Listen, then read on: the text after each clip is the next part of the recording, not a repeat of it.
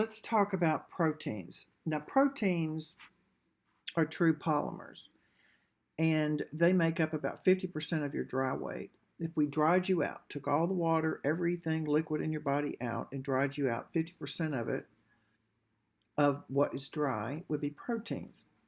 Now, some proteins speed up chemical reactions. Those are catalysts. We're going to talk about those in a minute. And then we have some other proteins that function for defense, storage, transport, communication between the cells, movement, and structural support. I left this PowerPoint slide, so I'm not going to read through it totally, but at the top, all of our enzymes are proteins, and enzymes are also known as biological catalysts. I think we said before, anytime you see anything ending in ASE, it is an enzyme. So enzymatic proteins are going to speed up the chemical reaction. All of our metabolic reactions in our body at least need one or more enzymes to make them happen. So they're giving you an example of a digestive enzyme that helps us break our food down. Secondly, we have defensive proteins. Defensive proteins help us against disease. Right now, we need all the antibodies we can get against COVID, and antibodies are something we'll talk about later, but it is a reaction in our body, proteins to help us fight bacteria and viruses. We also have storage proteins. Storage proteins, they we're talking about amino acids. They give you casein, which is a milk protein that helps babies. Plants have storage proteins in their seeds. We'll talk a lot about proteins that store. Albumin is one of them, and we find that in eggs.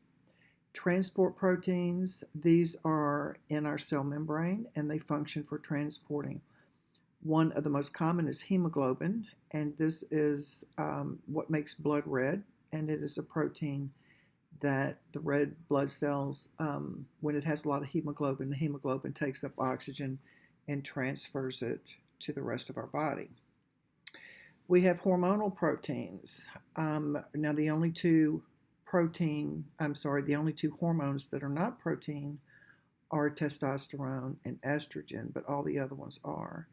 They're giving you an example of insulin. We know that that is released by the pancreas.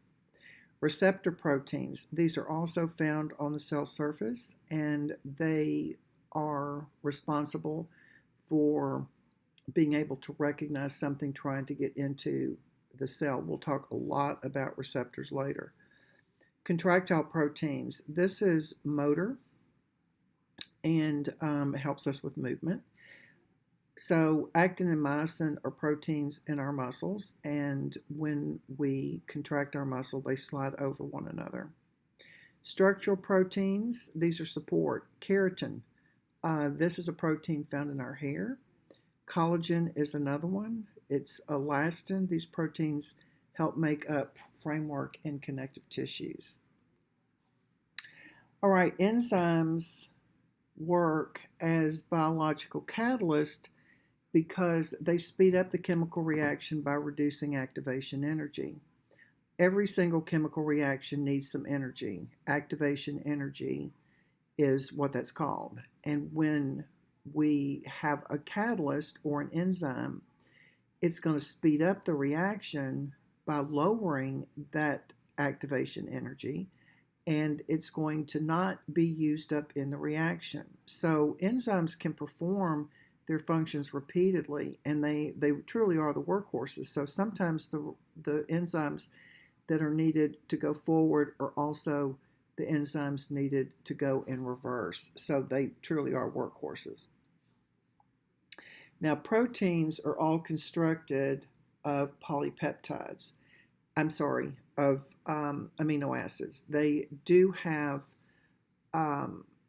these repeating units, so the amino acid is the monomer, and we're going to have a sheet later that you will have of the 20 amino acids. I'm going to show it to you up here in just a minute, but when you hook these amino acids together, you get what's called a polypeptide. Now, joining one or more polypeptides is going to make up the protein.